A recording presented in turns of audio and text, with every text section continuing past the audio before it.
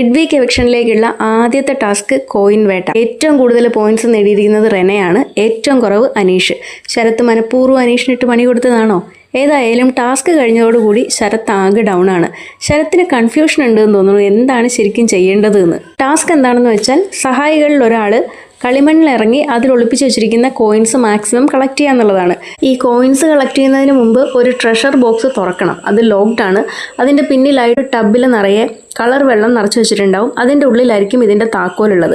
സഹായികളിൽ ഒരാൾ ഈ ടബിൽ നിന്ന് കറക്റ്റായിട്ടുള്ള താക്കോലെടുത്ത് ട്രഷർ ബോക്സ് തുറക്കണം. അടുത്തയാൾ ആ ട്രഷർ ബോക്സിൻ്റെ ഉള്ളിലുള്ള സേഫ്റ്റി ഗിയറുകൾ ധരിച്ച് കളിമണ്ണിലിറങ്ങി മാക്സിമം കോയിൻസ് കളക്ട് ചെയ്യണം. ഇതാണ് ടാസ്ക്. 6 മിനിറ്റാണ് ടാസ്കിൻ്റെ സമയം. ഏറ്റവും കൂടുതൽ കോയിൻസ് നേടിയിട്ടില്ല റെനയ്ക്കാണ് 6 പോയിന്റ്സ് ഉള്ളത്.